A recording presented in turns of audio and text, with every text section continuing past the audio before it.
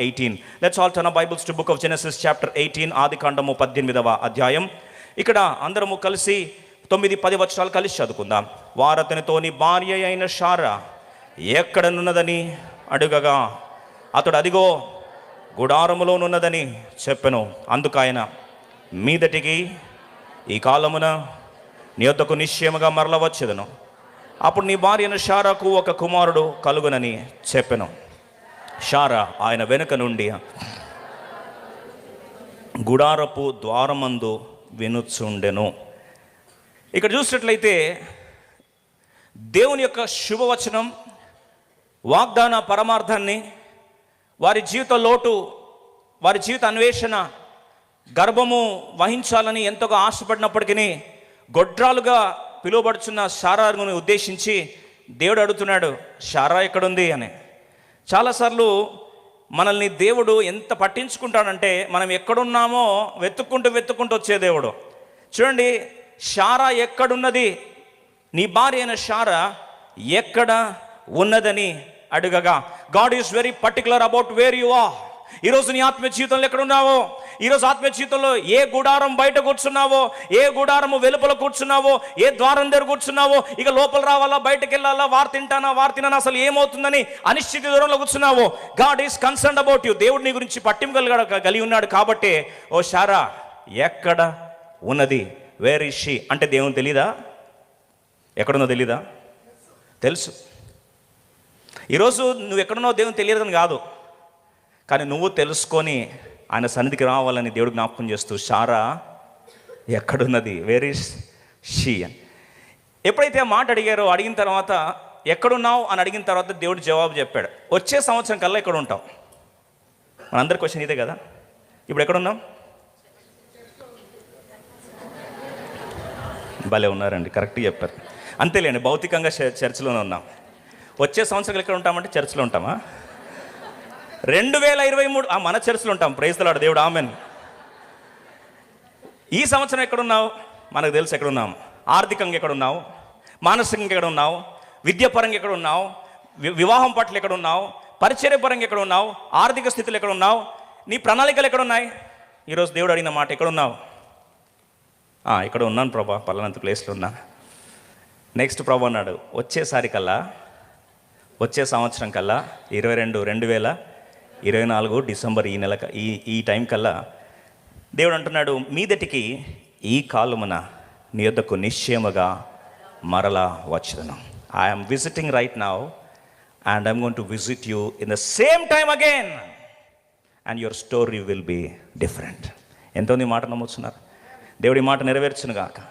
ఎక్కడేసో గొంగడి కాదు మన బతుకులు. చలనం ఉండాలి, కదలిక ఉండాలి. మీదిటికి సంవత్సరం కల్లా కృపలో సమృద్ధి, దేవుని మహిమ ప్రత్యక్షతలో పురోగమనం, పరిశుద్ధతలో పురోగమనం, వాగ్దాన విశ్వాస స్థైర్యంలో పురోగమనం, పరిచర్యలో పురోగమనం, ఆత్మలు సంపాదించిన పురోగమనం. ఇంకో మాటలో చెప్పాలంటే మన కుటుంబ, వ్యక్తిగత, పరిచర్య, సంఘ జీవితాల్లో మనలో ఏం కావాలి? పురోగమనం కనిపించాలి. There should be a moment and that should be seen within a year. ఈ మాట ఎంతమంది నమ్ముతున్నారు? దేవుడు నెరవేర్చును గాక. అయితే ఆ నెరవేర్పు వస్తుందని చెప్తే కొంతమంది మనలో ఇప్పుడు అనుకుంటారు మనసులో, మనం కూడా శారా ప్రాబ్లం మనకు కూడా. ఈ మాట చెప్పేసరికి శారా అంటుందంట 12వ వచనంలో, అందరం కలిసి చదువుకుందాం. శారా, నేను బలము ఉడిగిన దాననైన తరువాత నాకు సుఖము కలుగునా, నా యజమానుడు వృద్ధుడై ఉన్నాడు కదా అని తనలో నవ్వుకొనెను. తనలో తాను ఏం చేసిందండి? నవ్వుకుంది. ఈరోజు దేవుని బిడ్డలుగా మందిరంలో వాక్యం విన్న, వాగ్దానాలు ఇచ్చిన, వాగ్దానం చదువుకున్న మనకు కూడా లోపల నవ్వుకుంటా. ఆ నవ్వు చాలా రకాలు. మౌనం ఎన్ని రకాలు అర్థం చేసుకోవచ్చు, నవ్వును కూడా అన్ని రకాలు అర్థం చేసుకోవచ్చు. కొన్నిసార్లు వాక్యం చెప్తా ఉంటే, ఈ మాట దేవుని కొరకంటే మస్తు చెప్పిరుతి, బయట చెప్పం మళ్ళీ తనలో తాను నవ్వుకుందంట. తనలో తనంటే కనీసం పక్కన ఉన్న వాళ్ళకి కూడా నవ్విందా ఏడ్చిందా అని కూడా తెలీదు. పాపం లోపల నవ్వుకుంది, బయట మాత్రం స్మైల్. బయట స్మైల్ ఉంటుంది, లోపల మాత్రం ఎగతాళి నవ్వు. భలే చెప్పాడులే, నా భర్త ముసలోడని తెలుసా, పోనీ నా భర్త ముసలిని తెలియకపోయినా నేను ముసలిదానని తెలుసా? ఏం తెలియకుండానే చెప్తుంటారు పాపం వాక్యాలు అని. కొన్నిసార్లు మనం కూర్చొని ఏం చేస్తాం? నవ్వుతూ ఉంటాం. కొన్నిసారి ఎటకారపు నవ్వు, కొన్నిసార్లు ఎగతాళి నవ్వు. వాక్యం వింటూ కూడా భలే చెప్పిరుతి లోపల వింటా ఉంటాం. ఇంకో మూడోది అనవసర నవ్వు. ఎటకారపు నవ్వు, ఎగతాళి నవ్వు, కొన్నిసార్లు కెక్క నవ్వుతారు. దేనికి నవ్వుతారు అర్థం కాదు. తర్వాత ఆలోచిస్తుంది, దేనికి నవ్వినా నేను. తర్వాత పక్కన ఎవరు అడిగారు అనుకోండి, సిస్టర్ ఎందుకు నవ్వావంటే, ఏమో ఎందుకు నవ్వే నాకు కూడా తెలియదు. కొన్నిసార్లు అవిశ్వాసపు నవ్వు. నవ్వేటప్పుడు కూడా అంటే మీరు నవ్వులో కూడా అవిశ్వాసం ఉంటుందండి. సంతోషంగా చిరునవ్వులు ఏముంటుందండి? విశ్వాసం ఉంటుంది. లోపల బాధ నవ్వుతో ఏమొస్తుందండి? కొన్నిసార్లు నటించే నవ్వు. బట్ చాలా బాగున్నారు సిస్టర్, చాలా ఉంటే చాలా బాగా. ఎలా ఉన్నంటే సూపర్, నీకు తెలుసు లోపల పాపర్ అని, కానీ బయట మాత్రం ఎలా అంటావండి? సూపర్ అంటావు. నీకు తెలుసు లోపల you may be laughing at your self. అరే నేను ఎవరిని మోసం చేస్తున్నా, కానీ తప్పదు కదా నవ్వాలి. చాలా రకాల నవ్వులు మనం చూస్తూ ఉంటాం. కొన్నిసార్లు సంవత్సరం అంతా వాక్యం మొక్కలు నవ్వినా కానీ ఈరోజు దయచేసి నవ్వొద్దు. ఎందుకంటే నవ్వినావా దానికి వచ్చే ప్రభావ ఫలితాలకు ఆ పేరే పెట్టుకోవాల్సి వస్తుంది. శార నవ్వింది, పుట్టిన బిడ్డకి ఏం పేరు పెట్టింది? నవ్వు అని పెట్టింది. సచ్చేదాకా అదే పేరు పిలుచుకోవాలి. ఏమని? నవ్వు అని. కాబట్టి ఈరోజు నువ్వు ఎలా స్పందిస్తావో రేపు వచ్చే వాగ్దాన ఫలితాన్ని చూసుకో. అలాగే జీవితాంతం గుర్తుపెట్టుకోవాల్సి వస్తుంది. జాగ్రత్త. ఎందుకు చెప్తున్నా ఈ మాట అంటే, ఆమె నవ్వింది, నవ్వుతో తనలో తాను నవ్వుకుంటా ఉంటే ఒక మాట చెప్పాలని ఆశపడుతున్నా. అబ్రహాంకి తెలియదు ఆమె నవ్విందని. ఈరోజు నీ స్పందన మనసులో వాక్యం వింటున్నప్పుడు నువ్వు మనసులో ఎలా స్పందిస్తున్నావు, ఎలా ఆలోచిస్తున్నావు, ఎలా నీ మనసులో దాని గురించి ఎటకారంగానో అవిశ్వాసంగానో ఎలా నువ్వు స్పందిస్తున్నావో బహుశా నీ పక్కనలోకి తెలియకపోవచ్చు. కానీ అలా నవ్వినప్పుడు ఎవరు చూశారట? ఆదికాండం 18వ అధ్యాయం 13వ వచనం. అంతటా యెహోవా అబ్రహాముతో, వృద్ధులానైన నేను నిశ్చయంగా ప్రసవించేదనా అని శారా నవ్వనేలా. పాపం అబ్రహాం షాక్ అయ్యుండొచ్చు. మనసులో నవ్వుకుంది, నాకు కూడా తెలియలేదు. కొన్నిసార్లు మన స్పందన మన పక్కన కూర్చున్న వాళ్ళు కూడా తెలియదు. నీ కుర్చీ పక్కన కూర్చున్న వాళ్ళు మోసపోతారు, అంత టాలెంట్ మనకు. శారా నవ్విందా? అది సంతోషంగా నవ్విందా, అవిశ్వాసంగా నవ్విందా, ఎటకారంగా నవ్విందా, వ్యక్తిగతంగా నవ్విందా, లేకపోతే ఎందుకు నవ్విందా అనేది బయట పక్కన కూర్చున్న అబ్రహాముకి తెలియలే. దేవునితో ఇంటరాక్ట్ అవుతున్న అబ్రహాంకి తెలియలే. కానీ ప్రభు అన్నాడు, అబ్రహమా నీ భార్య అయిన శారా నవ్వనేలా. శారా అనుకుంది, నేను మనసులో నవ్వుకుంటే, నాలో నేను నవ్వుకుంది కూడా లాస్ట్కి ఎవరికి తెలిసిపోయింది? దేవుని తెలిసిపోయి అది నాకు చెప్పట్లేదు. ఎవరికి చెప్తున్నాడు? నా భర్తకి చెప్తున్నాడు. ఈరోజు ఎందుకు చెప్తున్న ఈ మాట అంటే, తనలో తాను ఏం చేసింది? నవ్వుకుంది. ప్రియ సోదరి సోదరుడా, ఎన్నిసార్లు ఇలా నువ్వు నవ్వుకున్నావు?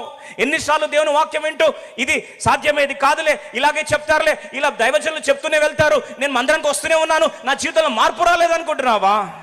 When God visits you, it's a life changing encounter. ఎలాగొచ్చావు ఎలాగ వీలు లేదో, సంవత్సరం లోపు నీ చరిత్ర మారుతుందని దేవుడు జ్ఞాపకం చేస్తున్నప్పుడు నవ్వుతున్నావా? జాగ్రత్త. It was a silent laugh. మనసులో మౌనంగా నవ్వుకుంది. కానీ ఆ నవ్వుని ఎవరు విన్నారండి? దేవుడు విన్నాడు. అందుకొరకే మన ఆరాధించే దేవుడు ఎవరంటే ఎల్ రోయ్ దేవుడు అంటే చూచేవాడు, వినేవాడు. ఆ God is a God who sees and God is a God who hears. వినే దేవుడు, చూసే దేవుడు.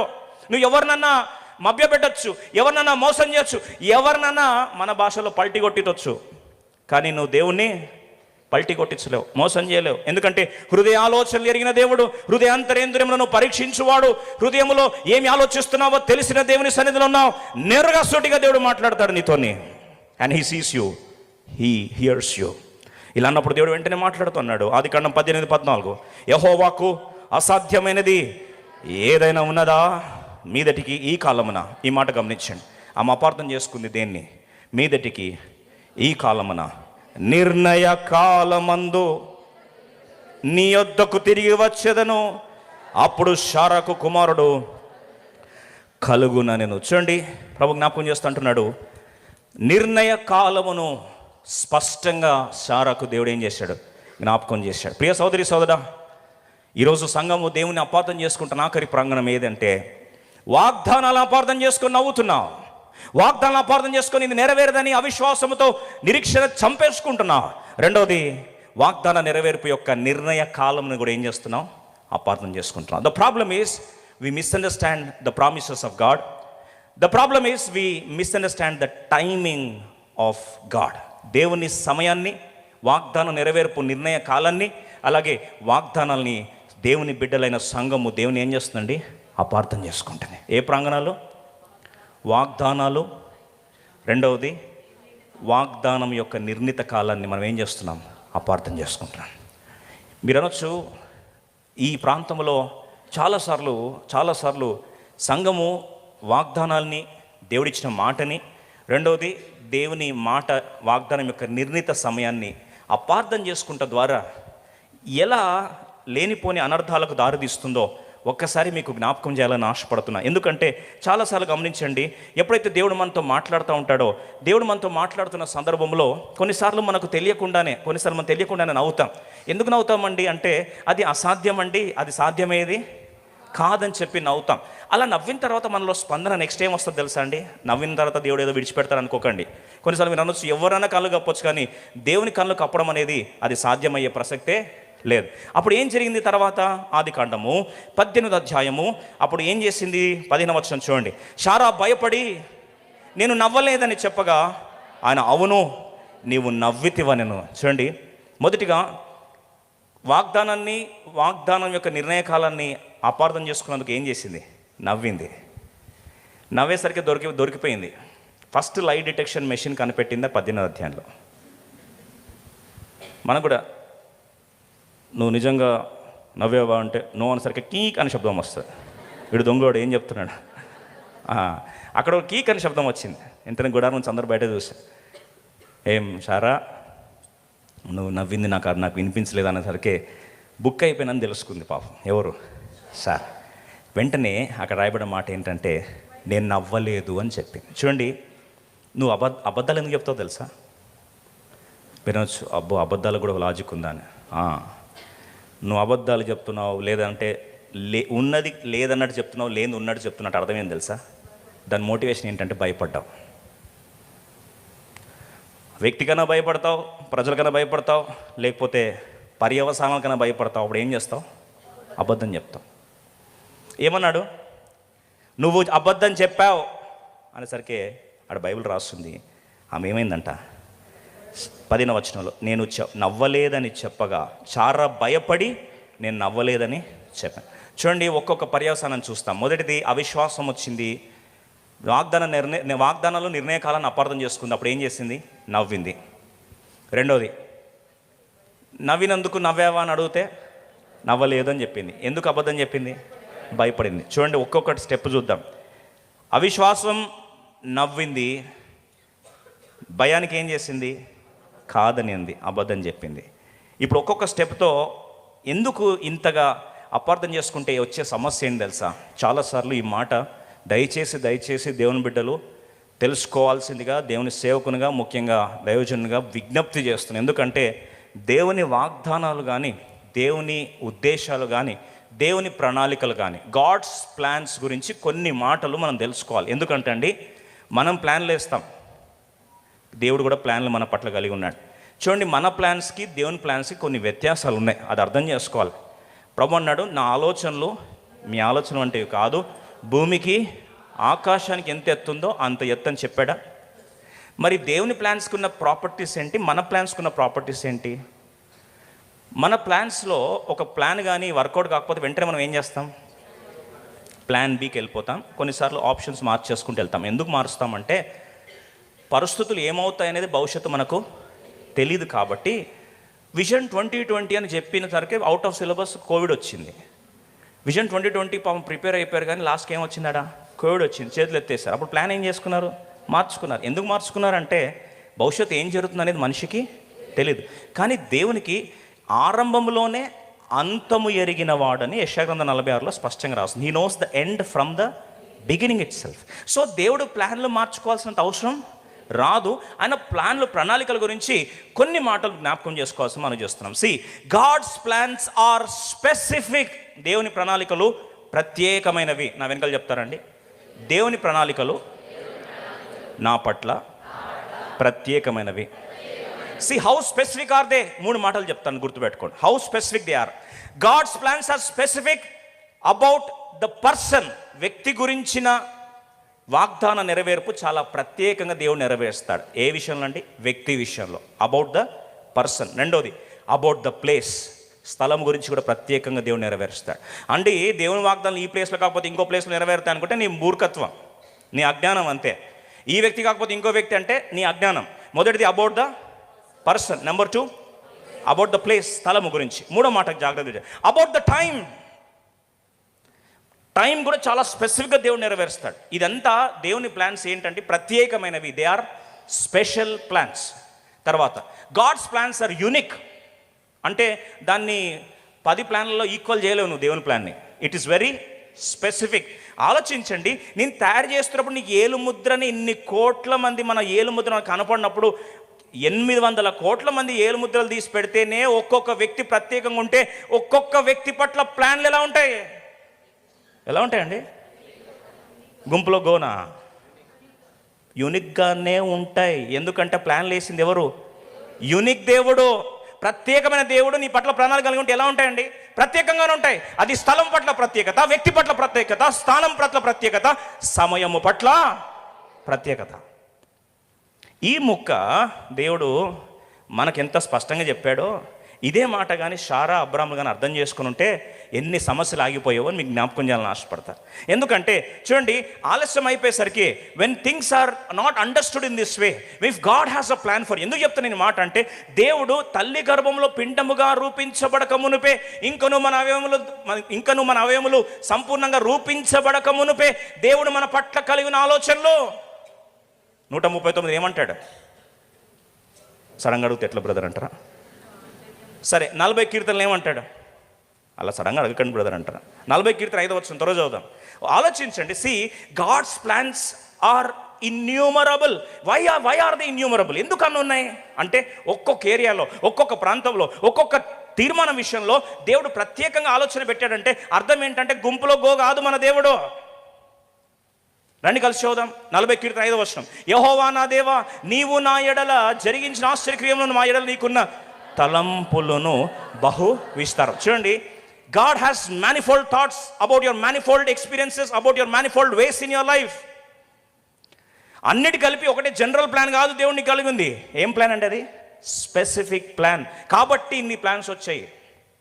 ఒక్కొక్క ఏరియాలో ఒక్కొక్క తలంపు ఉండేసరికి అన్ని ఆలోచనల గురించి ఆలోచించడం ఆరంభించి 40 కీర్తన 5వ వచనంలో కీర్తనకారుడు అంటాడు, అయ్యా, ఒకవేళ నీ ఆలోచనలుగా నేను లెక్కింపి చూసిన వాటిని వివరించి చెప్పుదని అనుకుంటే నావి లెక్కకో మించి ఉన్నవని నీకు సాటి అయిన వాడు ఒకడును.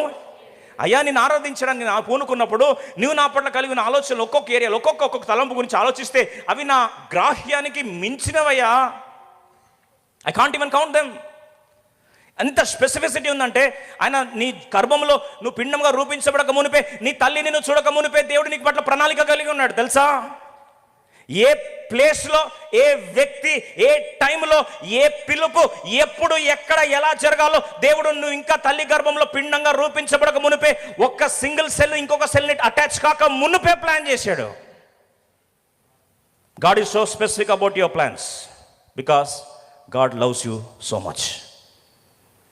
ఈ విషయంలో అపార్థం చేసుకుంటే మనకు వచ్చే సమస్య చెప్పాలని ఆశపడుతున్నారు. చూడండి, దేవుని పట్ల కలిగిన ప్రణాళికలు, ఫస్ట్ ఆఫ్ ఆల్ నువ్వు దేవుని యొక్క మంచితనాన్ని అపార్థం చేసుకుంటే దాని తర్వాత పర్యవసానాలు ఎంత భయంకరంగా ఉంటాయి జ్ఞాపకం చేయాలని ఆశపడుతున్నాను. ఆలోచించండి, దేవుని పట్ల కలిగిన ప్రణాళికల గురించి ఇర్మియా గ్రంథం 29వ అధ్యాయం 11వ వచనంలో, బుక్ ఆఫ్ జెరమియా చాప్టర్ 29:11 ఆఫ్ జెరమియా, ఇర్మియా గ్రంథం 29వ అధ్యాయం 11వ వచనంలో ఒకసారి ఈ మాట జ్ఞాపకం చేసుకోండి. నేను మిమ్మల్ని గురించి ఉద్దేశించిన సంగతులను నేను ఎరుగుదును, రాబో కాలమందు మీకు నిరీక్షణ కలుగునట్లు అవి సమాధానకరమైన ఉద్దేశములే కానీ హానికరమైనవి కావు. ఇదే యెహోవా. దేవుని పట్ల కలిగిన ప్రణాళిక అనేది హానికరమైంది కాదండి. యెహోవా దుష్కార్యము చేయుట అసంభవం, ఇంపాసిబుల్. అయ్యా, దీంట్లో మంచి ప్లాన్ చాలా బాగుందయ్యా అని సాతాను వచ్చి కొద్దిగా దీన్ని మాడిఫై చేసి కొద్దిగా ఎలిమెంట్ యాడ్ చేయంటే కూడా ఆయన అంటాడు, నేను దుష్కార్యం చేయుట అసంభవం, ఇంపాసిబుల్. నువ్వు దేవుని మంచితనాన్ని ఏ రోజైతే శంకిస్తావో ప్రతి క్షణం నీకు నరకం అనుభవించడం ఆరంభిస్తావు. ఎందుకంటే సాతాను కావాల్సింది నువ్వు దేవుని ఏం చేయాలి? అపార్థం చేసుకోవాలి. నువ్వు అపార్థం చేసుకోవడానికి వాడు ఎన్ని కారణాలన్నా తీసుకొస్తాడు. ఆలస్యం అవుతుందంటే సారా జీవితంలో ఆలోచించండి, 70 సంవత్సరాలు అబ్రహం వయసు, 60 సంవత్సరాలు సారా వయసు. అప్పుడు దేవుడు వాగ్దానం ఇచ్చాడు. ఆలస్యం కాస్త విషాద ఛాయలు అలుముకున్నాయి. చివరికి 86 సంవత్సరాల వయసు అబ్రహం వచ్చాడు. అంటే 76 సంవత్సరాల వయసు శారా వచ్చింది. ఇలా ఆలస్యం అయిపోతూ ఉండేసరికి ఏంటి ఎన్ని రోజులండి. ఇప్పుడు దేవుని వాగ్దానాలు అపార్థం చేసుకుంది. వాగ్దానాల నెరవేర్పు ఎలా ఉంటుందో అపార్థం చేసుకుంది. వాగ్దాన నెరవేర్పు భావాన్ని ఎలా అర్థం చేసుకోవాలి, ఇంటర్ప్రిటేషన్ కూడా ఏం చేసిందండి, అపార్థం చేసుకుంది. ఇలా అపార్థం చేసుకోవడం ఆరంభించేసరికి చూడండి, దేవుని బిడ్డలుగా మనం అపార్థం చేసుకున్నప్పుడు మనకు కూడా మన జీవితంలో వచ్చే పరిణామాల్లో కొన్ని ప్రాముఖ్యమైన పరిణామాలు మీకు జ్ఞాపకం చేయాలని ఆశపడుతున్నాను. ఎందుకంటే చాలాసార్లు అండి విశ్వాసంతో పాటు ఇంకోటి కావాలి మన జీవితంలో. దేవుని ప్రణాళిక నెరవేర్చబడాలి, సంతోషయుక్తంగా మన జీవితాలు కట్టబడాలంటే హెబ్రీ రాసిన పత్రిక 6వ అధ్యాయం 12వ వచనం చదువుతారు. Book of Hebrew chapter 6:12 quickly. Hebrew రాసిన పత్రిక 6వ అధ్యాయం 12వ వచనం దయచేసి మర్చిపోకండి. ఎందుకంటే ఇది కేవలం ఒక సంవత్సరానికి కాదు, నీ జీవితాంతం ఉపయోగపడే వాంటలు ఇవన్నీ. అందరూ కలిసి చదువుకుందాం. 6:12 హెబ్రీ. మీ నిరీక్షణ పరిపూర్ణమగు నిమిత్తము మీరు ఇది వరకు కనపరిచిన ఆసక్తిని తుదముట్టుకు కనపరచవాలని అపేక్షించుచున్నాము. ఇంగ్లీష్ చదువుతారా? Hebrew 6:12. Hebrew chapter 6:12 quick English. ఆలోచించి అందరం కలిసి చదువుకుందాం. That you be not slothful but followers of them who through faith and patience inherit the. 2 మాటలు గమనిస్తాం ఇక్కడ. వాగ్దాన నెరవేర్పుకు 2 కావాలంటండి. మొదటిది విశ్వాసం, రెండోది ఓపిక. దయచేసి 2 పదాలు కావాలంటే మీరు ఇక్కడ రాసుకొని పెట్టుకోండి. నా వాగ్దానం నెరవేరాలంటే నాకు 2 కావాలని. ఏదండి? విశ్వాసం, రెండోది ఓరిమి. Faith and patience. ఈ రెండిట్లో ఏది తప్పు, ఏది అపార్థం చేసుకున్నా, ఎక్కడ ఫెయిల్ అయినా నీ వాగ్దానాలు గల్లంతు. సాతాను కావాల్సిందే. నిన్ను టార్గెట్ చేస్తే ఇక్కడన్నా టార్గెట్ చేస్తాడు, ఫెయిత్లో అన్నా, రెండోది పేషెన్స్లో అన్నా. ఈ 2 ప్లేసులే. సారా జీవితంలో దేవుని ప్రణాళిక ప్రత్యేకమైనవని, అది వ్యక్తి పట్ల, స్థలము పట్ల, కాలము పట్ల స్పెషల్గా ఉందని మర్చిపోయింది, అపార్థం చేసుకుంది. ఒకరోజు రానే వచ్చింది, షార్ట్ కట్స్ ఎత్తుక్కోవడము ఆరంభించింది. Beware of taking shortcuts, beware of detours. మొన్న ఒక ప్రాంతం నుంచి వస్తూ ఉన్నాం, చాలా దూర ప్రాంతం, చాలా లాంగ్ జర్నీ. మన గూగుల్ తల్లిని నమ్ముకున్నాం, కానీ ప్రభుకు స్తోత్రం, దేవుడు మంచి టీంని ఇచ్చాడు. గూగుల్ ఏం చేసిందంటే ట్రాఫిక్ మొత్తం జామ్ అయిపోయింది. సుమారు 10 కిలోమీటర్లకు రెడ్గా చూపిస్తుందండి హైవే, నేషనల్ హైవేలో.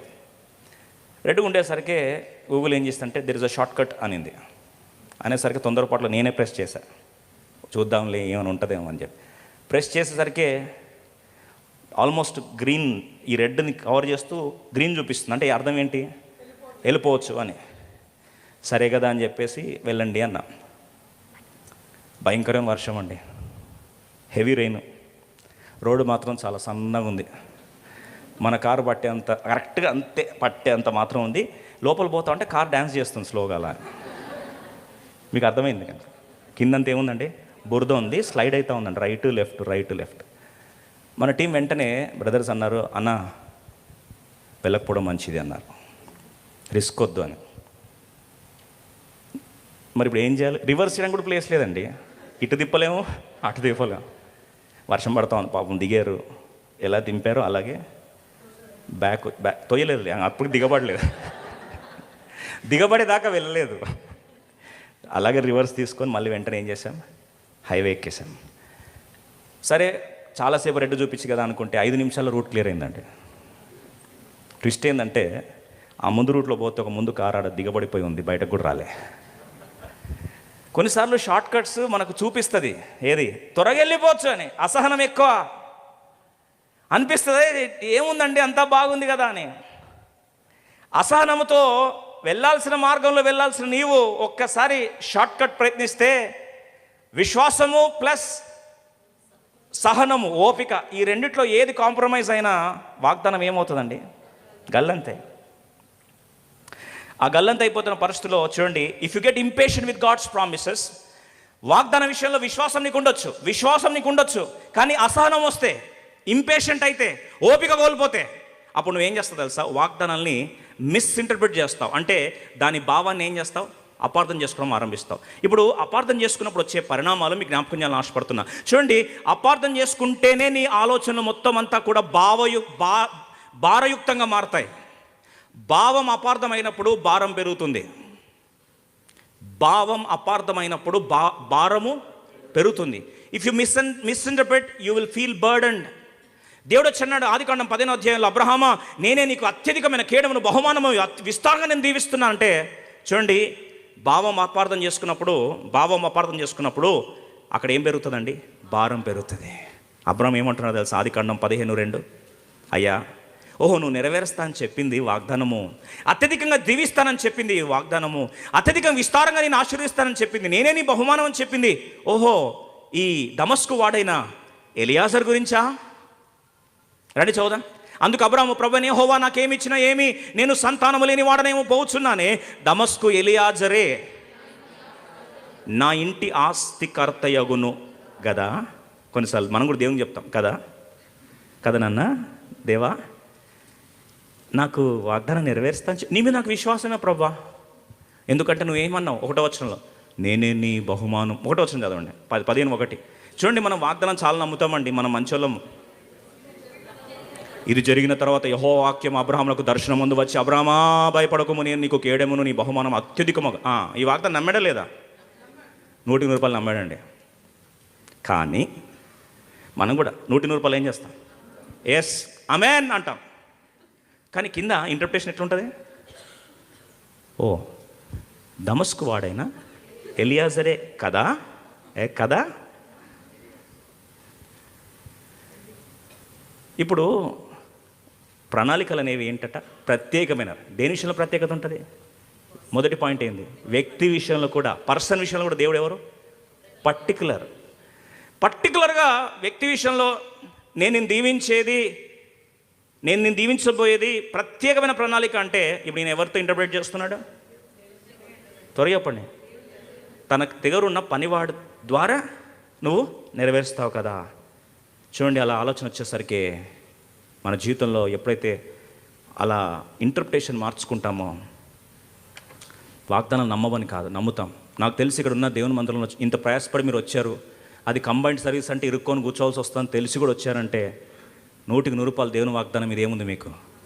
మనందరికీ విశ్వాసం ఉంది. కానీ కింద ఇంటర్ప్రిటేషన్ మార్చుకుంటాం. ఇంటర్ప్రిటేషన్ ఎలా మార్చుకుంటాం తెలుసా?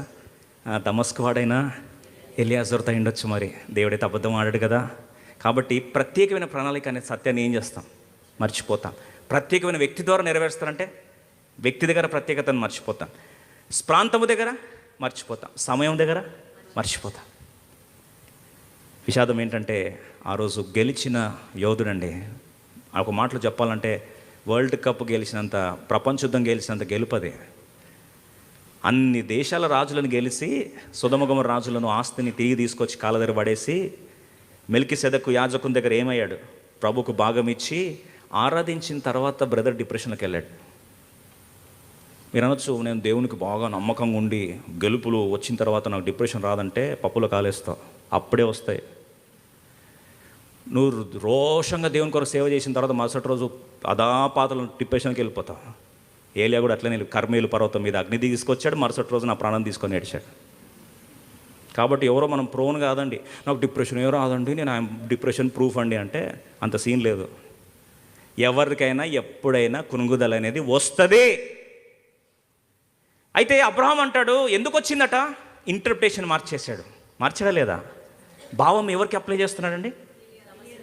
దమస్కు వాడైనా ఎలియాజర్ కదా. ఈరోజు నువ్వు ఎక్కడ ఇంటర్ప్రిటేషన్ మార్చుకొని కృంగిపోయావా? డిప్రెషన్కి వెళ్ళిపోయాడు అబ్రహాం. భయంకరమైన కృంగుదల. ఇంకా కృంగుదలలో తన వల్ల కావట్లేదు. అప్పుడు దేవుడు ఒక హోంవర్క్ ఇచ్చాడు. నీకు కూడా కృంగుదల వస్తే హోంవర్క్. దాన్ని సైకాలజిస్టులు డైవర్షన్ అంటారు. మీరు అనొచ్చు, ఓహో సైకాలజీ థెరపీ దేవుడు వాడాడని. దేవుడు వాడితేనే కదా మన దగ్గరకు వచ్చేది ఐడియాలు. దేవుడు బయట పిలిచి అన్నాడు, నీకు స్టార్స్ లెక్క పెట్టన్నాడు. కృంగుదలలో ఉన్న వ్యక్తికి స్టార్స్ లెక్క పెట్టంటే స్టార్ట్ చేస్తే ఈరోజు ఆలోచనలు ఏమొస్తాయి? దమస్కు గురించి వస్తాయా? ఎలియాజర్ గురించి వస్తాయా? అమ్మో ఇంత పెద్దదా అని. ఇప్పుడు ఆయన వాగ్దానాల గురించి ఆలోచించడం ఆరంభించాడు. కృంగుదల నుంచి దేవుడు లేవనెత్తాడు. ప్రియ సోదరి సోదరా, ఆర్ యు మిస్ఇంటర్ప్రిటింగ్ గాడ్స్ ప్రామిసెస్? చాలాసార్లు కలభావము లేదా దర్శన భావము, వాగ్దాన భావము ఎవరిదండి? మనదే కదా. ఎంత త్వరగా మనము దేవుడు ఒకవేళ కలభావము వాగ్దాన భావం చెప్పే వరం మనకి ఇస్తే కూడా దయచేసి అపార్థం చేసుకోవద్దు. అంత టాలెంట్ అభిషేకం ఉంటే కూడా పొర్రపాటున నేను చెప్పేస్తాను ముందుకు వస్తే ఫస్ట్ ఆఫ్ ఆల్ నీ కామన్ సెన్స్ లేదని అర్థం. యోసేపు కలభావం చెప్పే దాంట్లో యోసేపుతో ఎవరైనా కనీసం గోరంతకన్నా పనికొస్తాం మనం? పనికిరా. అలాంటి యోసేపు ఏమన్నాడు? ఆదికాండం 48వ వచనం, కలభావానికి నేనే స్పెషలిస్ట్, వాగ్దానానికి ఎలా అప్లై చేయాలో నేనే స్పెషలిస్ట్ అన్నాడా? ఏం చెప్పాడు? 40వ అధ్యాయం 8వ వచనం, పానదాయకుడు భక్షదాయకుడు వచ్చి యోసేపుని అడిగారండి, నువ్వు కళలు బాగా చెప్తావంట కదా, నువ్వు వాగ్దానాలు బాగా చెప్తావంట కదా, దర్శనాలు బాగా చెప్తావంట కదా, 2023 ప్రామిస్ మాకు వచ్చింది, దీని అర్థం చెప్తావా? డిసెంబర్ అయిపోతుంది, ఇంకా నెరవేరలేదండి. అదే మనల్ని అడిగితే అస్సలు ఇట్రా చెప్తాను. ఒక్కొక్కడు మనల్ని యోసేపుని మించిన కలభావ ప్రాప్తికులు అవుతాం మనం అందరం. దీని అర్థం ఏంటంటే ఇది ఈ అర్థం ఉంది, నువ్వు వెళ్ళిపోతావు నెక్స్ట్ ఇయర్ అని. ఎవరు చెప్పారండి నీకు ఇంటర్ప్రిట్ చేయమని? ఎవరు చెప్పాడు నీకు? యోసేపు అంతటోడే ఏమన్నాడు రండి చదువుదాం.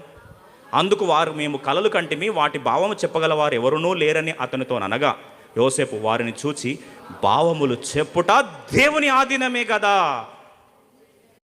చాలు భావము చెప్పుట. See, if it is interpreting is God's business, don't do God's business. You do your correct చెప్పా. డోంట్ పోక్ ఇంటూ, పర్లేదు చెప్పండి, అదర్స్ బిజినెస్. పక్కోల పనిలో తల దూర్చొద్దు అనే సామెత ఎంత సత్యమో దేవుని పనిలో కూడా నువ్వు. దేవుడు అన్నాడు వాగ్దాన భావాన్ని చెప్పేది ఎవరిది? నా పని, నీది కాదు. ఇప్పుడు అబ్రాహాం అంటాడు మరి కళ నెరవేరేది ఎవరి ద్వారా?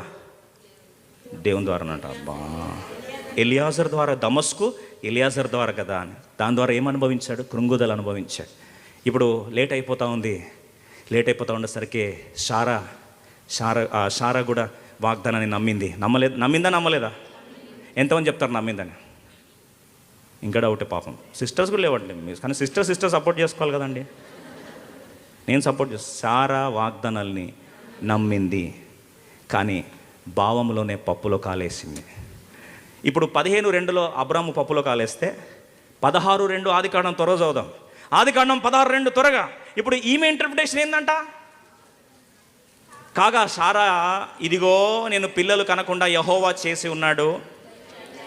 ఇప్పుడు అబ్రాముతో అంటుంది, నీవు దయచేసి నా దాసుతో పొమ్ము, ఒకవేళ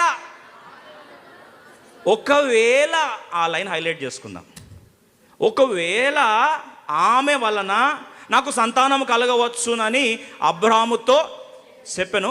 అబ్రాము సారాయి మాట వినేను. ఇప్పుడు ఇంగ్లీష్లో చదువుదాం. ఒకవేళ అనే దానికి ఇంగ్లీష్లో చాలా బాగా రాస్తుంది. జెనసిస్ 16:2, దయచేసి ఈ తప్పు ఒకళ్ళు గతంలో చేస్తుంటే ఈరోజు చేయొద్దని దేవుని సేవకుని జ్ఞాపకం చేస్తున్నా. 16:2, Sarah said unto Abraham, behold, now the Lord hath restrained me from bearing. I pray thee, go in unto my maid. It may be that I may obtain children by her. And Abraham hearkened unto the voice of Sarah. ఒక మాట గమనించండి, మనం కదలాల్సింది వాగ్దానం ఆధారం చేసుకొని నడవాలి. వాగ్దానం అనేది దేవుని యొక్క వర్డ్ ఆఫ్ ష్యూరిటీ, అంటే స్పష్టమైన, నిర్దిష్టమైన, నిశ్చయమైన మాటను ఆధారం చేసుకొని కదలాలి. ఇప్పుడు ఆమె ఏమంటుంది? మేబీ అంటే ఒకవేళ. ఒక మాట చెప్తా, దేవుడు చెప్తే ఎలా చెప్తారు తెలుసా అండి?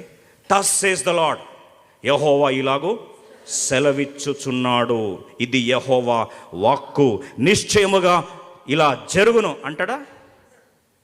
అది యెహోవా వాక్కు అయితే ఇప్పుడు సిస్టర్ ఏమంటుంది? ఒకవేళ ఇట్ మేబీ ఇలా వచ్చేమో. మేబీ దేవుడు పిల్లల్ని ఇస్తాన్నాడు, అది నమ్ముతా నేను, కానీ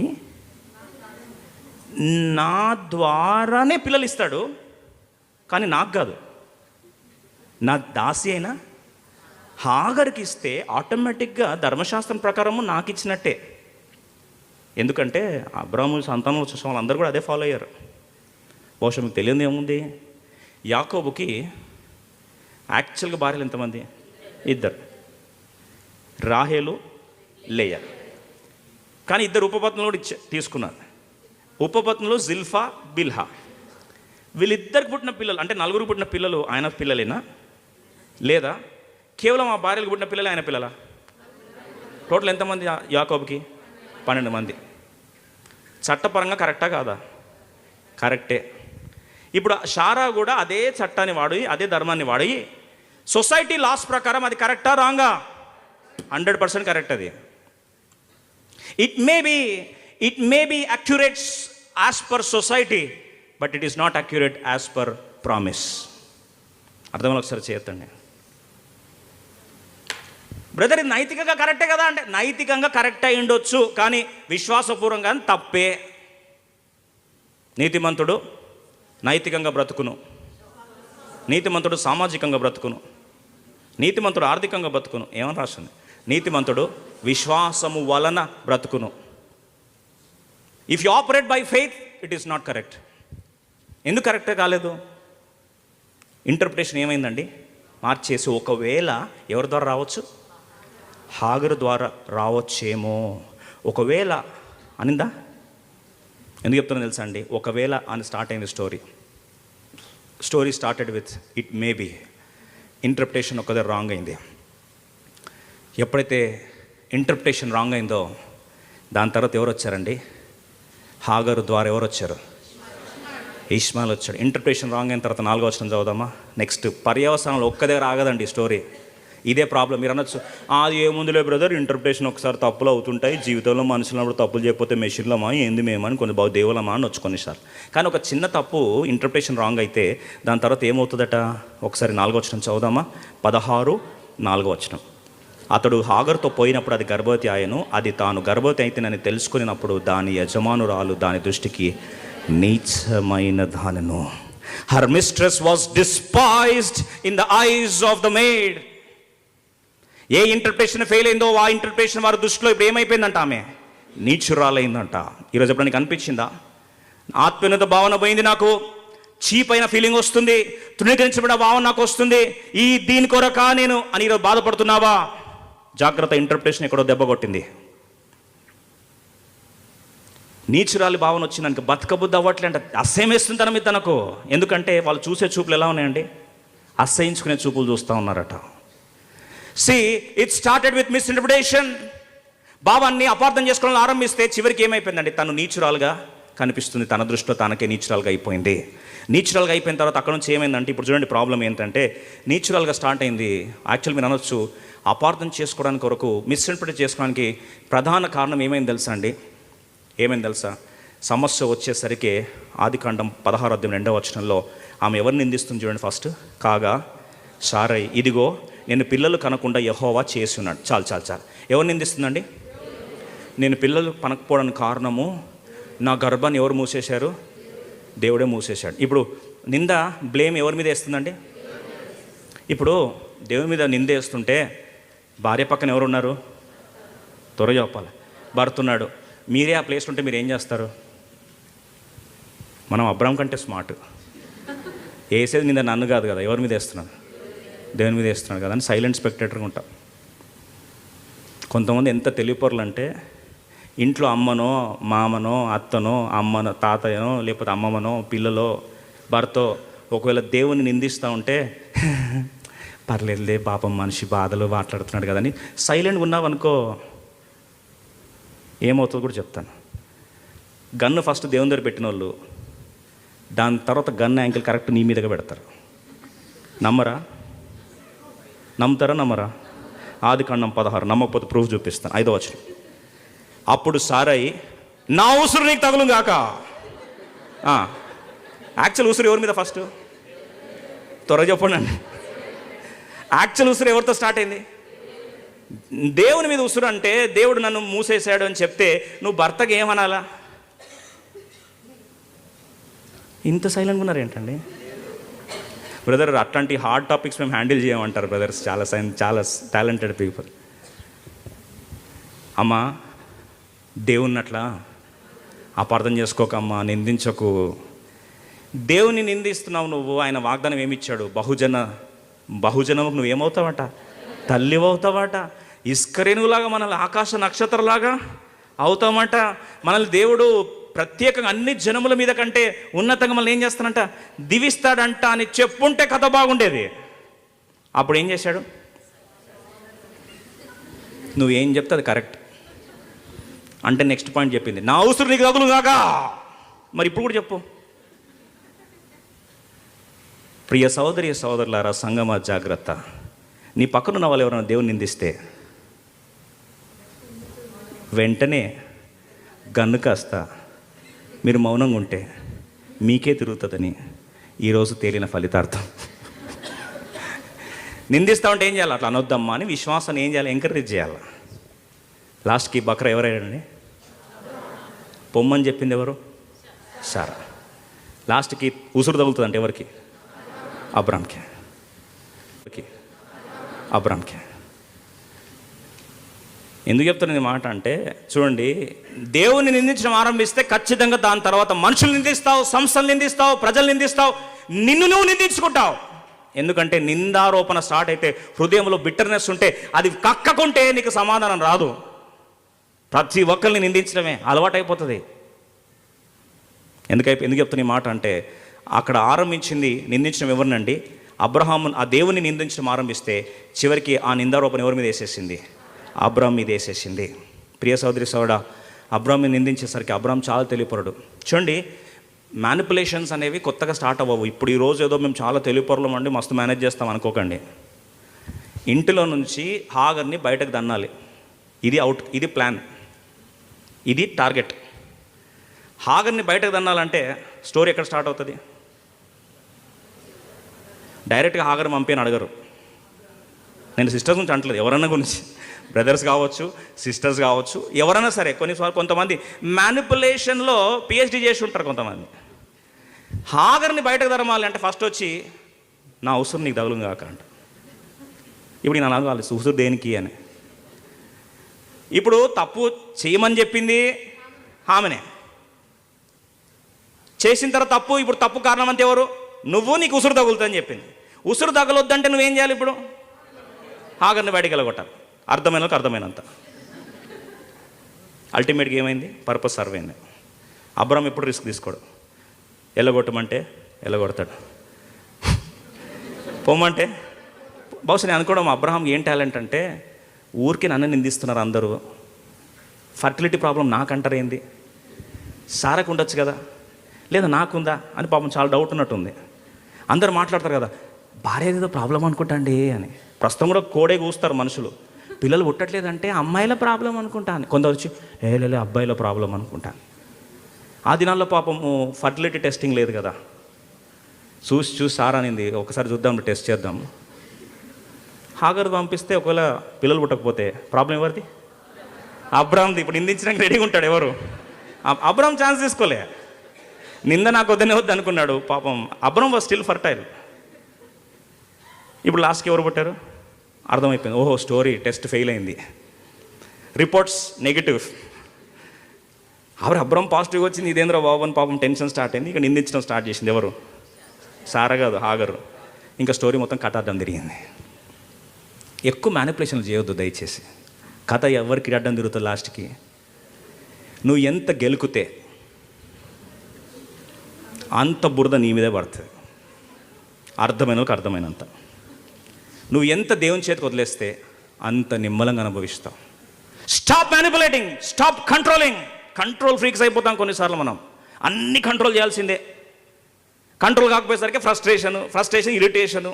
దాని తర్వాత మన మీద మనకు ఇరిటేషన్తో లాస్ట్కి వచ్చేది డిప్రెషన్.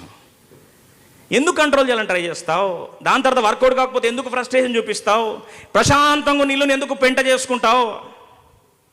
చూడండి, లాస్ట్కి అక్కడ అనుమానం కాస్త దేవుని నిందించడం కాస్త అబ్రామ్ నిందించిన తర్వాత తృణీకరించబడిన అనుభవం వచ్చేసింది, డిస్పైస్ ఫీలింగ్ వచ్చేసింది, ఇంకా కన్ఫ్యూజన్ వచ్చేసిందట. కన్ఫ్యూజన్ వచ్చేసరికి వెళ్ళగొట్టమనేసరికి విషాదం ఏంటంటే, ఆ ఇల్లు ప్రశాంతంగా ఉండాల్సిన ఇల్లు కుంపటైపోయింది, గొడవల పరంపర అయిపోయింది. ఆ కొట్లాటలు కాస్త ఒక కుటుంబానికి ఆగిపోలే. వెళ్ళగొట్టిన తర్వాత కూడా ఆ రోజు నుంచి వైరము ఇష్మాయిలు సంతానానికి, ఇస్సాకు సంతానానికి ఏమొచ్చిందండి? వైరము పడుతూనే వచ్చింది. విషాద ఛాయలంటే ఈ రోజు దాకా కూడా రక్తపాతం ఆగట్లే, యుద్ధ వార్తలు ఆగట్లే. ప్రశాంతంగా సస్యశ్యామలం ఉండాల్సిన భూములు కాస్త నెత్తురోడిన రోడ్డులు అయిపోయాయి, నెత్తురోడిన ప్రాంతాలు అయిపోయాయి. ఏ రోజు ఏం వారు తింటామో ఇశ్రాయేల్ దేశం అడిగి చూస్తే చెప్తారు, వాళ్ళు ఒక్కరోజు ప్రశాంతంగా పడుకునే దినం లేదు మాకు. దినాలు యుద్ధాలు అయిపోయినాయి. ఒక్క కారణం ఏంటంటే దేవుని వాగ్దానాలు మిస్ఇంటర్ప్రిట్ చేసింది మా తల్లి. ఈరోజు కూడా మేము ఏం చేస్తున్నాం, అనుభవిస్తున్నాం. ఎంతటి విషాద ఛాయలు. ఒక్కరోజు ప్రశాంతంగా పడుకున్నాడు. ఒక సైనికుడు ఒక మాట అన్నాడు, మా దేశంలో కనీసం ప్రశాంతంగా ఒక్కరోజు పడుకున్న దినం మాకు లేదని. బాధ అనిపించింది ఆ మాట వింటున్నప్పుడు. ఒక్కరోజు నిద్ర పట్టని రాత్రి నీ సంతానం తరతరాలు ఒక్క పూట కూడా ప్రశాంతంగా పడుకొని దినం వస్తుందని ఓ సారా నీకు తెలుసుంటే ఆ రోజు ఈ మాటలు అనేది కాదు కదా, ఈ మిస్ఇంటర్ప్రిటేషన్ చేసేది కాదు కదా, ఈ భావాన్ని ఈ విధంగా అపార్థం చేసుకోవడానికి అనుమతించేది కాదు కదా. Don't misinterpret God's promises in terms of people, in terms of places, in terms of time. లాస్ట్కి దేవుడే బాధపడి 17వ అధ్యాయంలో ఫస్ట్ జ్ఞాపకం చేశాడు. ఎక్కడ పొరపాటు అయిందో క్షమించే దేవుడు, ప్రేమగల దేవుడు. ఈరోజు తిరిగి ఈ యొక్క లాస్ట్ బట్ వన్, ఈ యొక్క ఆదివారం మందు 2023 సంవత్సరం నీతో మాట్లాడినట్లుగా ఆ రోజు అబ్రహాము శారాలతో మాట్లాడాడు. ఆదికాండం 17వ అధ్యాయం. లాస్ట్కి దేవుడే బాధపడి 17వ అధ్యాయంలో ఫస్ట్ జ్ఞాపకం చేశాడు. ఎక్కడ పొరపాటు అయిందో క్షమించే దేవుడు, ప్రేమగల దేవుడు. ఈరోజు తిరిగి ఈ యొక్క లాస్ట్ బట్ వన్, ఈ యొక్క ఆదివారం మందు 2023 సంవత్సరం నీతో మాట్లాడినట్లుగా ఆ రోజు అబ్రహాము శారాలతో మాట్లాడాడు. ఆదికాండం 17వ అధ్యాయం 19వ వచనంలో దేవుడు ఆఖరిగా చెప్పాడు, ప్రాబ్లం ఏంటో చెప్పేశాడు. ఎక్కడ వీళ్ళు కన్ఫ్యూజ్ అవుతున్నారో చెప్పేశాడు, ఎక్కడ ఇంటర్ప్రిటేషన్ మారిపోతుందని చెప్పాడు, ఎక్కడ అపార్థం చేసుకుంటారో అర్థమైపోయింది. దేవుడు జ్ఞాపకం చేస్తూ స్పష్టంగా వారి సమస్యకు ధీరోదాప్తంగా నేరుగా వారికి పరిష్కారం ఇస్తూ 17వ అధ్యాయం 19వ వచనంలో దేవుడు అంటున్నాడు అబ్రహాముతోని, దేవుడు నీ భార్య అయిన శారా. ఇప్పుడు ఎవరు? సాగర్ కాదమ్మా, లేకపోతే ఇంకెవరో వ్యక్తి కాదు. ఈ వ్యక్తి ప్రణాళికలో ఇన్వాల్వ్ అయిన వ్యక్తి ఎవరు? నీ భార్య అయినా వదిలేస్తుంటే అక్కడ చాలా ఆప్షన్స్ వచ్చేవి. నీ భార్య అయినా శారా, లేకపోతే కెతురా ఉండొచ్చు, హాగర్ ఉండొచ్చు, ఎవరు ఉండొచ్చు కదా. కాబట్టి స్పెసిఫిక్ ఏమంటున్నాడు? శారా. రెండవది, నిశ్చయముగా నీకు కుమారుని కనును, నీవతనికి వ్యక్తి పేరు కూడా ప్రత్యేకముగా దేవుడు చెప్పాడు. ఏమని? ఇస్సాకు. God is specific about people. It is about Sarah, it is about Isaac, it is not about Hagar or Keturah, it is not about Ishmael, it is specifically about Isaac. ప్రత్యేకంగా దేవుడు చెప్పాడు. రెండవది, స్థలం గురించి ప్రత్యేకంగా దేవుడు, కానాను పాలు తేనెలు ప్రవహించే దేశం. స్థలం గురించి ప్రత్యేకంగా చెప్పాడు.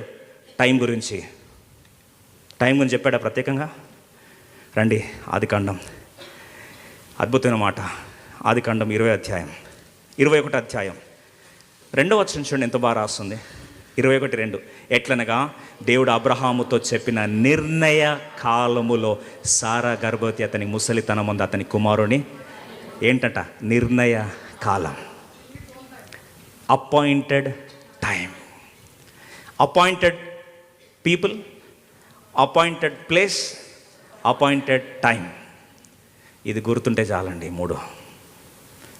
When God operates His plans in your life, He executes them through His promises, and they are very specific. Specific about place, specific about people, specific about time. నిర్ణయ కాలమున, మీదిటికి ఈ కాలమున. దర్శనానికి ఏముందంటే హబక్కుకు 2:3, నిర్ణయ కాలమున జరుగును. అది ఆలస్యమైనప్పటికీ ఎదురు చూడని దేవుడు తప్పకుండా ఏం చేస్తాడు? నెరవేరుస్తాడు. అది జరుగుటకు ఏమవుతుందంట? ఆతురపడుచున్నదే. నిర్ణయ కాలమున, అపాయింటెడ్ టైం. ఎందుకు చెప్తాను ఈ మాట అంటే, దేవుడు ప్లాన్లను రీప్లేస్ చేసేటోడు కాదండి, వ్యక్తులు రీప్లేస్ చేసేటోడు కాదు, ప్లేసులు రీప్లేస్ చేయడు. ఇది కాకపోతే ఇది, ఇది కాకపోతే ఇది, ఏ వర్క్ కాకపోతే బి వర్క్ కాకపోతే సి అని చెప్పుకునే దేవుడు కాదు. When he plans perfectly. విషాదం ఏంటంటే, ఒక్కరోజు జరిగిన పొరపాటు కాస్త తరతరాలు వాళ్ళ జీవితంలో ఏమైందండి? చివరికి ఇట్ మే బి అని ఒక్క చిన్న మాట అండి. ఒకవేళ అనే చిన్న మాట ఒక్కసారి జెండా చూస్తే అనునిత్యము రక్తపాతాలు మారణ హోమం. ఎందుకు చెప్తున్న ఈ మాట అంటే, ఒకవేళ ఇట్ మే బి అనే మాట దయచేసి పొరపాటున కూడా అనొద్దు. ఆ ఒక్కసారి ఇట్ మే బి అంటే అది చివరికి ఎక్కడికి వెళ్ళిపోయిందండి? ఈ రోజు దాకా క్షమాపణ పొందినప్పటికీ తప్పు జరిగిన తప్పును తిరిగి సవరించుకోలేని పరిస్థితికి వచ్చేసింది. ఈరోజు దేవుని మీద నీ కోపం ఉందా? ఆయన నా గర్భాన్ని మూసేశాడు. ఆయన నన్ను పరిచయం చేయకుండా తలుపులు మూసేశాడు. ఆయన నా సమాధానం మూసేశాడు. నా కుటుంబాన్ని ఒక మాట చెప్పాలని ఆశపడుతున్నాను. ఆలస్యం చేయడానికి దేవునికి షోక? అడుగుతున్నానండి, దేవునికి ఏమన్నా షోక? వాళ్ళకి ఇచ్చేది కేవలం కొడుకు కాదండి. సారా అబ్రాంకి ఇచ్చేది కేవలం ఒక కొడుకు కాదు. వాళ్ళకి ఇవ్వబోతున్నది సకల దేశములకు, సకల జనములకు ఆశీర్వాదయుక్తముగా ఒక రాజ్యాన్ని ఇవ్వబోతున్నాడు దేవుడు. God is going to give them a nation. ఏదో పుట్టబోయేటోడు ఏదో బిడ్డ, దానికి ఇంత ఆలస్యం అవసరమా అనుకుంటే నీ మూర్ఖత్వం అది. ఆయన ఆలస్యం ఎందుకు చేస్తున్నాడంటే God wants to give them a nation. ఇశ్రాయేలు నీ భాగ్యము ఎంత గొప్పది. ఆ దేశము ద్వారా అన్ని ప్రపంచాలు, సాంకేతిక, ఆర్థిక, వైద్య, విద్య, అదే ప్రతి ప్రాంగణంలో ప్రపంచ దేశాలన్నీ కూడా ఈ పుట్టబోయే బిడ్డల నుంచి వచ్చే సంతానం ద్వారా చరిత్రలు మారబోతున్నాయంటే ఆలస్యం చేయకూడదా? ఒక గుడిసె కట్టడానికి త్వరగట్టచ్చు. అదే తాజ్మహల్ కట్టాలంటే సంవత్సరాలు పడుతుంది, ప్రాణాలు పోతాయి. కొన్నిసార్లు చివరికి ఆరంభించినప్పుడు ఉన్న వ్యక్తులు ఉండరు ముగిస్తున్నప్పుడు. When God has bigger plans, it takes bigger time. Don't get frustrated, dear brother and sister.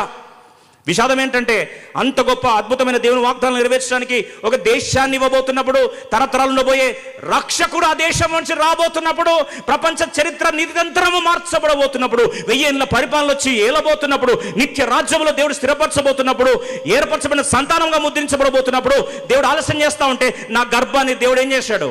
మూసేశాడంటావా? Don't be bitter against God. ఈరోజు దేవుని మీద కోపం ఉందా నీకు?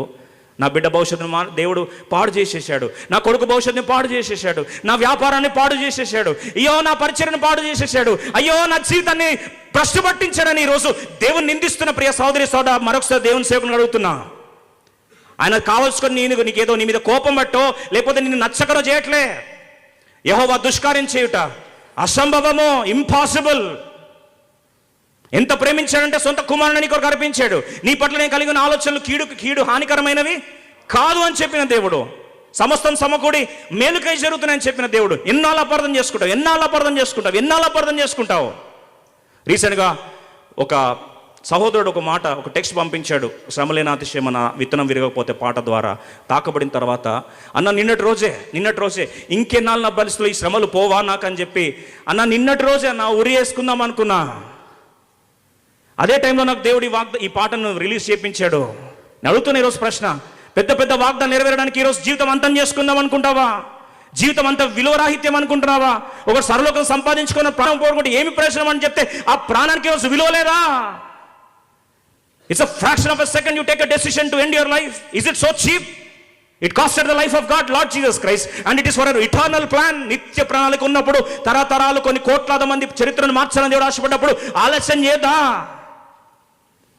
విషాదం ఏంటంటే ఆ ప్రాంతంలో నుంచి సారా పశ్చాత్తాపడింది. అయ్యో పొరపాటు గుర్తెరిగింది. సారా ద్వారా ఇస్సాకు ద్వారా ఇస్తానని చెప్పేసరికి పశ్చాత్తాపడి అక్కడి నుంచి ఎక్కడికి వచ్చింది తెలుసా అండి? హెబ్రీ 11:11లో విశ్వాస వీరనారిమణుల స్థాయికి వచ్చేసిందట. పేతురు అంటాడు, సంఘానికి భార్యలకు రోల్ మోడల్ ఎవరట అంటే సారా అంట. చూడండి ఎక్కడి నుంచి ఎక్కడికి వెళ్ళిపోయింది కదా. మీరు అనొచ్చు, ఏంది బ్రదర్ లాస్ట్ 3 వారాలని నెగిటివ్ చెప్తున్నా. ఇది కూడా నెగిటివ్ చెప్పడానికి కంక్లూషన్ కాదు. సారా నెగిటివ్లో స్టార్ట్ అయింది, ఎక్కడికి వచ్చిందండి? పాజిటివ్కి వచ్చింది. విశ్వాస రాహిత్య అనుభవం నుండి విశ్వాస వీరనారిమణిగా వచ్చేసింది. ఈరోజు ట్రాన్స్ఫర్మేషన్ సీక్రెట్ 2 మాటలు. నీ స్టోరీ మారిపోతుంది. నిజంగా మారాలని ఆశ ఉన్న ఒకసారి చేయొద్దండి. 2 సీక్రెట్స్ చెప్పాలని ఆశపడుతున్నా.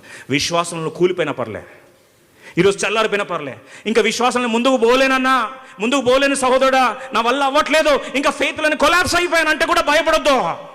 ఒక శుభవార్త, 2 మాటలు మర్చిపోద్దు. హెబ్రీయుల పత్రిక 11:11 2 సీక్రెట్లు. ఈరోజు 2 టాబ్లెట్స్ మీకు ప్రిస్క్రైబ్ చేస్తా. ఈ 2 మాత్రలు వాక్యం అనే నీటిలో ముంచుకొని తాగేసేయండి. ఖచ్చితంగా అద్భుతాలు జరుగుతాయి. ఏదేదో టాబ్లెట్లు వేసుకుంటాం కదా పాపం, సిట్రజిన్, క్రోసిన్, మైసిన్, జెంటామైసిన్, సోఫ్రామైసిన్ అన్ని సిన్లే. ఈరోజు మంచి మాత్ర వేసుకుందాం, 2 మంచి మాత్రలు త్వరగా. హెబ్రీ 11:11 విశ్వాసమును బట్టి సారై వాగ్దానం చేసిన వాడు నమ్మదగిన వాడని ఎంచుకొనెను గనుక తాను వయసు గతించినదైనను గర్భము ధరించుటకు శక్తి పొందిన. శక్తిహీనురాలు శక్తి పొందింది, విశ్వాస భ్రష్టురాలు విశ్వాసమును పొందింది. సీక్రెట్ ఒకటే, she judge God. English Hebrew 11:11 she judged God as faithful. ఆఖరి మాట చూడండి, since she judged him faithful who had promised.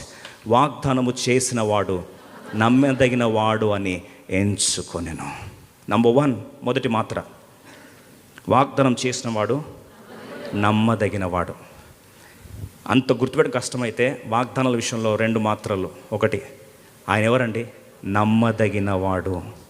చాలాసార్లు మనకున్న సమస్య ఏంటంటే, ఎవరైనా ప్రామిస్ చేస్తే ఆ ప్రామిస్ మీద ఉండడానికి కూడా ముందే కాన్ఫిడెన్స్ మనకు. ఎవరు అన్నారనుకోండి, నేను ఇచ్చేస్తా నీకు, ఎప్పుడు త్వరలో నీకు ఏది కట్టిస్తా, ఏం కట్టిస్తా? విల్లా, పెద్ద విల్ల, కోడి పిల్ల కట్టిస్తాను. ఎంత విల్ల అంటే ట్రిప్లెక్స్, ఇంకా పైన ఉంటే కూడా కట్టిస్తా అంటారు కొంతమంది మాటలకి. ఏది సింగిల్ బెడ్రూమ్ కష్టపడతా ఉంటే కొంతమంది భర్తలు, కొన్ని రోజులే మన బాధలు, తర్వాత మనం ఎట్లా కడతాం, పైకి వెళ్ళిపోతాం అని అనేసరికి బాబు ముసిముసిపోయి అని మరుస్తారు అనుకోండి. ఎప్పటికీ చెప్తారు ఇట్లనే, పెద్ద సీన్ లేదు, పాడలేదని. అది కూడా మనసులో వస్తుంది, మనకు ఆన్సర్ వస్తుందా లేదా? ఎందుకంటే అలాంటి మాటలు బొచ్చడని వినుంటావు. నేను కూడా నీకేమైపోతుంది, అది అలవాటు అయిపోతావు. బోలెడు చెప్తాడులే, చెప్పేదంతా ఏం నెరవేర్చేంత సీను లేదా. కానీ మన దేవుడు ఎవరట? God is faithful. ఆయన ఎవరు? నమ్మదగిన దేవుడు. ఆయన మాట కాపాడుకుంటాడా? వెంటనే డౌట్ మనకు కొన్నిసార్లు ఏమంటుందంటే, దేవుడు నమ్మదైన వాడే అండి, కానీ నేను నమ్మకంగా లేను కదా. ఇప్పుడు చెప్పండి, డౌట్ ఉంది అయితే. 2 తిమోతి 2వ అధ్యాయం, మంచి మాట జ్ఞాపకం చేస్తా, కానీ దయచేసి దీన్ని మిస్యూజ్ చేయకండి. 2 తిమోతి 2వ అధ్యాయం 13వ వచనం. 2 తిమోతి 2:13 క్విక్లీ.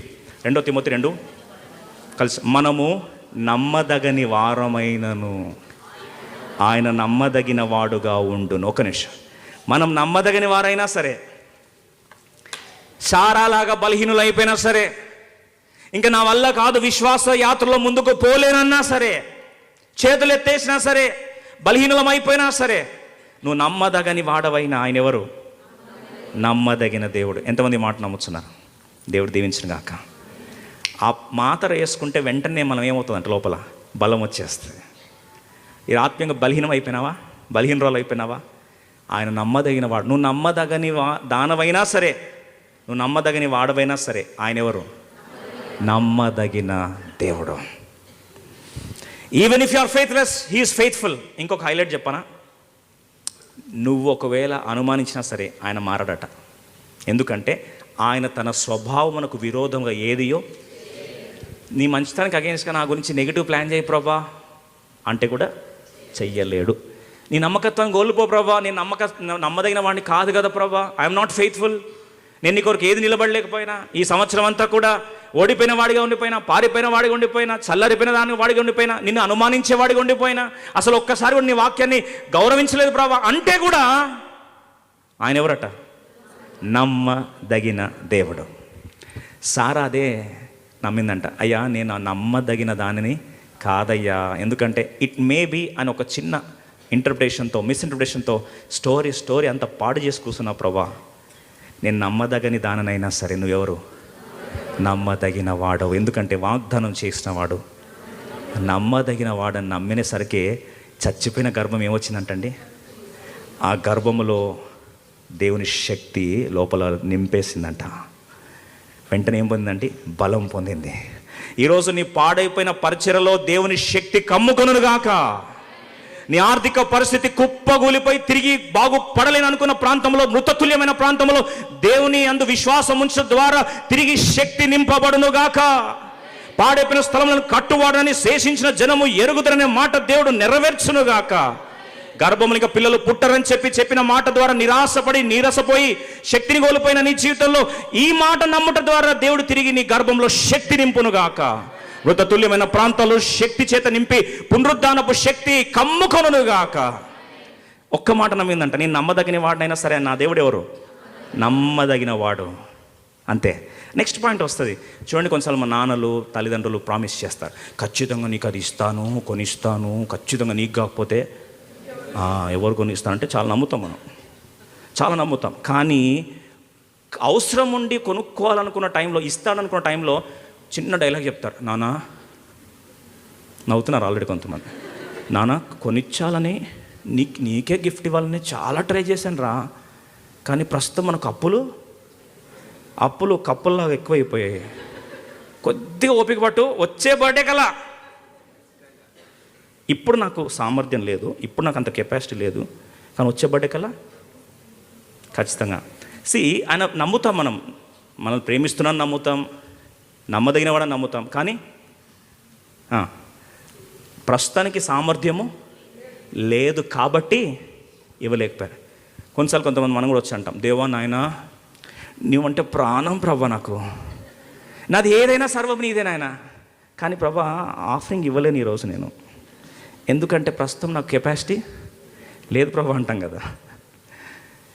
ఇప్పుడు నమ్మకత్వం ఉంది, ప్రేమ ఉంది, కానీ సామర్థ్యం లేదు. We don't have the capacity. ఇప్పుడు does he have power to do what he says he will do? చేస్తానని చెప్పిన మాట చేయడానికి ఆయనకి శక్తి ఉందా? సామర్థ్యం లేదు. నమ్మకత్వం ఉంది, విశ్వాసం ఉంది, కానీ మాట ఇచ్చిన వ్యక్తులకు సామర్థ్యము ఉండకపోవచ్చు. మొన్న ఒక ఎమ్మెల్యే నాతో మాట్లాడుతున్నాడు, సార్ నేను గెలిచుంటే మాత్రం మీకు నేను చాలా చేసి పెట్టేది సార్, నేను గెలుచుంటే మీకు నేను చాలా చేసి పెట్టేది సార్. అంటే ఇండైరెక్ట్ మీనింగ్ ఏంటంటే ఇప్పుడు నేనేం చేయను, ఏమి చేయలేను, ఎందుకంటే నేను ఓడిపోయాను. పాపం హృదయంలో చిత్తశుద్ధి ఉంది, చేయాలని ఆశ ఉంది, కానీ అధికారం లేదు చేతిలో. That's what he wanted to communicate. అయితే ఇప్పుడు రోమా 4:21, ఆ శారా ఏం నమ్మింది? రెండో మాత్ర, టాబ్లెట్ నెంబర్ 2, రోమన్స్ 4:21 త్వరగా 4:21 చదివి దేవుని ఆరాధిస్తా. 4:21, దేవుని మహిమపరచి ఆయన వాగ్దానం చేసిన దానిని నెరవేర్చుటకు సమర్థుడని రూఢిగా విశ్వసించి విశ్వాసము వలన బలము పొందింది. ఇప్పుడు బలం రావడానికి రెండో మాత్ర సమర్థుడు. My God is capable. నా వెనకాల చెప్తాను, నా దేవుడు వాగ్దానం చేసిన దానిని నెరవేర్చుటకు సమర్థుడు. ఒక మాట, నా దేవుడు సమర్థుడు, నా దేవుడు శక్తిమంతుడు. అందుకొరకే దేవదూత అడిగాడు, యెహోవాకు అసాధ్యమైనది ఏదన్నా? Is anything too hard for the lord? ఈ మాట్లాడితే యోబు అంటాడు 42 అధ్యాయాలతో అన్నాడు, దేవునికి అసాధ్యమైంది ఏది లేదు, ఆయన చెయ్యాలని ఉద్దేశించింది ఏది నిష్ఫలము కానేరదు. 42:2 ఆ మాట అంటాడు. దేవుడు చెప్పింది ఏది కూడా నిరర్ధకము కాదు అంటాడు. ఇర్మియా భక్తుడు కూడా యెహోవాకు అసాధ్యమైంది 32 అధ్యాయం 17-27 అంటాడు, యెహోవాకు అసాధ్యమైంది ఏదన్నా కలదా అని సవాల్ చేస్తాడు. ఇది ఏది కష్టమైతే క్రిస్మస్లో దేవదూత ప్రకటించిన, గాబ్రియేలు ప్రకటించిన మాట లూకాసు వార్త కూడా అధ్యాయం 37 అంటాడు, నథింగ్ ఈజ్ ఇంపాసిబుల్ అంటూ గాడ్. నిజంగా అయ్యా నన్ను పురుషుని జాడ ఎరగని దాన్ని నాకెలా సాధ్యం అవుతుందంటే, అప్పుడు దేవుడు ఒక మాట అన్నాడు, దేవుడు చెప్పిన ఏ మాట అయినను నిరర్ధకము కానేరదు. క్రిస్మస్ తీసుకొచ్చిన శుభవార్త ఏంటంటే, nothing is impossible to God. ఇది క్రిస్మస్ అంటే. యెహోవాకు అసాధ్యమైంది ఏది? సారా ఎలిజబెత్ లాంటి మృతతుల్యమైన గర్భములో కూడా జీవాన్ని పుట్టించగలడు. పురుషుని జాడ ఎరగకుండా అసాధ్యమన్న ఒక కన్యకలో కూడా పరిశుద్ధుడు జన్మించగలడు. God can bring everything out of nothing. శూన్యంలో నుండి సమస్తాన్ని చేయ సమర్థుడే మనం ఆరాధించే దేవుడు. ఎప్పుడైతే సారా ఈ 2 మాటలు నమ్మిందో అంతే అండి, స్టోరీ ఏమైపోయింది? మారిపోయిందంట. బలహీనురాలు ఏమైందండి? శక్తివంతురాలైంది. విశ్వాసహీనురాలు ఏమైంది? విశ్వాస వీరురాలైంది. మృతతుల్యమైన గర్భము గలది. ఇస్సాకు లాంటి దేశాన్ని, ఇశ్రాయేల్ లాంటి దేశాన్ని పరిచయం చేసిన తల్లిగా మార్చబడింది. ఇంత స్టోరీ మారడానికి వచ్చే సంవత్సరం కల్లా నీ స్టోరీ మారిపోతుంది. దానికి 2 టాబ్లెట్లు తీసుకుంది. దేవుడు నమ్మదగిన వాడు, రెండవది సమర్థుడు. God is faithful, God is capable. ఈ 2 మాటలు నమ్మితే దేవుడు మన చరిత్రను మార్చునుగాక. ఒకసారి చెప్తారా 2 మాటలు? ఇంగ్లీష్ వద్దులేనండి, తెలుగు చెప్దాము. నా దేవుడు నమ్మదగినవాడు, నా దేవుడు సమర్థుడు. ఈ 2 మాటలు దేవుడు మన జీవితాలు నెరవేర్చునుగాక. 2024 డిసెంబర్ లాస్ట్ బట్ 1 సండే కల్లా స్టోరీలు మార్చబడునుగాక. మనందరం దేవుని ఆరాధించుదుముగాక. లేచి నిలబడి